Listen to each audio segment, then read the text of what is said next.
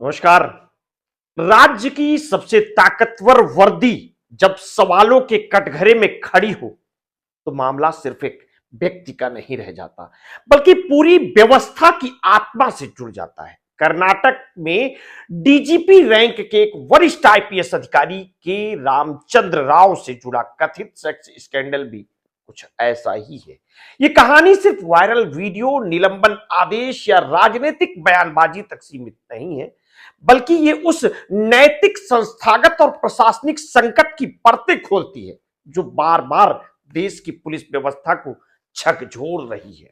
जिस पद पर बैठा व्यक्ति कानून के पालन का सर्वोच्च प्रतीक माना जाता है, उसी पद से जुड़े अधिकारी पर अश्लील आचरण जैसे गंभीर आरोप लगना स्वाभाविक तौर पर समाज को बेचैन करता है। सरकार के आदेश पर इस्तेमाल किए गए शब्द सरकारी कर्मचारी के लिए अशोभनीय और सरकार के लिए शर्मिंदगी का कारण अपने आप में बताते हैं कि मामला केवल निजी नैतिकता का नहीं, बल्कि सार्वजनिक विश्वास के टूटने का है। और जब राज्य सरकार ये कहती है कि वो प्रथम दृष्टया संतुष्ट है कि निलंबन आवश्यक है, तो ये भी साफ हो जाता है कि सत्ता प्रतिष्ठान को भी इस पूरे घटनाक्रम की गंभीरता का एहसास है। सोशल मीडिया पर वायरल हुए वीडियो, चाहे वो बाद में फर्जी साबित हो या असली, ने एक ऐसा दृश्य रचा जिसने पुलिस की छवि को गहरी चोट पहुंचाई। वीडियो में कुर्सी पर बैठा एक अधिकारी कई महिलाओं के साथ आपत्तिजनक स्थिति में दिखता है। सवाल यह नहीं है कि वीडियो कब का है, सवाल यह है कि अगर ऐसा कुछ हुआ ही नहीं तो फिर यह सब सामने कैसे आया, और अगर हुआ है तो क्या ये सिर्फ एक व्यक्ति की निजी चूक है या उस संस्कृति का हिस्सा है जिसने ताकत, पद और भय का इस्तेमाल कर सब कुछ दबा दिया जाता है। मुख्यमंत्री सिद्धरमैया का बयान कोई भी कानून से ऊपर नहीं है, चाहे अधिकारी कितना भी वरिष्ठ क्यों ना हो। सुनने में सशक्त लगता है, लेकिन क्या ये वाक्य सिर्फ राजनीतिक संतुलन साधने के लिए है या वाकई इस व्यवस्था में जवाबदेही सुनिश्चित करने की ईमानदार कोशिश है? सवाल इसलिए भी जरूरी है क्योंकि भारत में ऐसे कई उदाहरण हैं जहां शुरुआती सख्त बयान और कार्रवाई के बाद मामला धीरे धीरे ठंडे बस्ते में चला गया।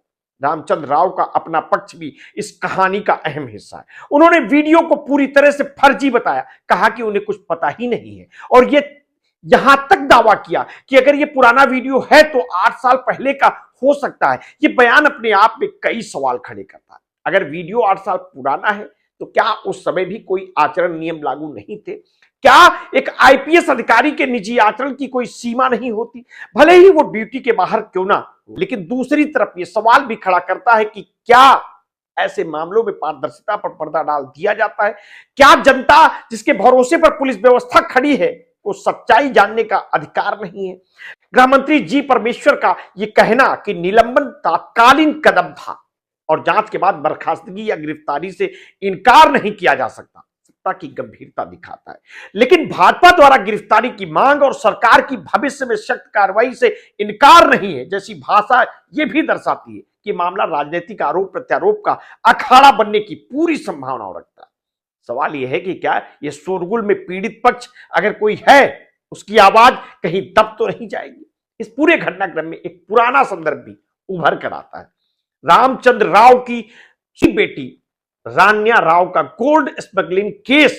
दुबई से कथित तौर पर 14.8 किलो सोने की तस्करी, करोड़ों की कीमत, दर्जनों विदेशी यात्राएं, ये तथ्य पहले ही परिवार को विवादों के घेरे में ला चुके हैं। क्या ये महज संयोग है कि अब खुद अधिकारी पर इतने गंभीर आरोप सामने आए हैं, या फिर ये संरक्षण कवच की कहानी है जिसमें रसूखदार पदों पर बैठे लोग खुद को अजय समझने लगते हैं?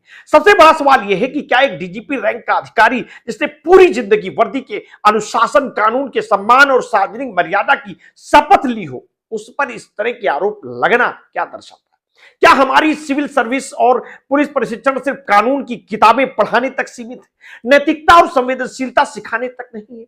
क्या महिलाओं की गरिमा और सहमति जैसे बुनियादी मूल्य भी इस प्रशिक्षण का हिस्सा है, या वे सिर्फ भाषणों तक सीमित रह गए हैं?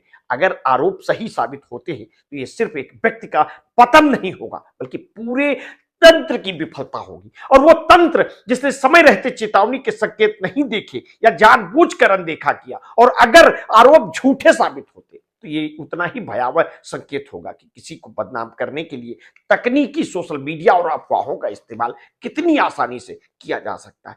इस कहानी का अंत भी अभी लिखा नहीं गया है। जांच की रिपोर्ट आनी बाकी है, अदालत का फैसला बाकी है और सरकार की अगली कार्रवाई भी। लेकिन इतना तय है कि इस प्रकरण ने एक बार फिर यह सवाल हमारे सामने रख दिया है कि क्या वर्दी पहन लेने से कोई नैतिक जांच से ऊपर हो जाता है? क्या वरिष्ठता जवाबदेही को कम कर देती है? और क्या हमारी व्यवस्था इतनी मजबूत है कि वो अपने सबसे ताकतवर लोगों में से भी वही सवाल पूछ सके जो वो आम नागरिकों से पूछती है? कर्नाटक का यह मामला महज एक राज्य या एक अधिकारी की कहानी नहीं है। यह उस समाज का आईना है जहां सत्ता, नैतिकता और जवाबदेही के बीच संतुलन बार बार डगमगाता है। जब तक इस आईने में झांक कर सच को स्वीकार करने का साहस नहीं किया जाएगा, तब तक ये ऐसा स्कैंडल सिर्फ सुर्खियों में आएगा, कुछ दिनों शोर मचाएगा और फिर किसी नई खबर के नीचे दब जाएगा और सवाल हमेशा की तरह अनुत्तरित रह जाएंगे। आगे की अपडेटों के लिए आप हमारे साथ जुड़े रहिए, समय समय पर आपको अपडेट देता रहूंगा। आपने अगर अभी तक हमारे इस चैनल को सब्सक्राइब नहीं किया तो तत्काल कर लीजिए, बेल आइकन दबाना बिल्कुल ना भूलिए। अपने स्वास्थ्य के प्रति सचेत रहिए, सजग रहिए, अपना ध्यान रखिए। बहुत बहुत धन्यवाद। साधुवाद।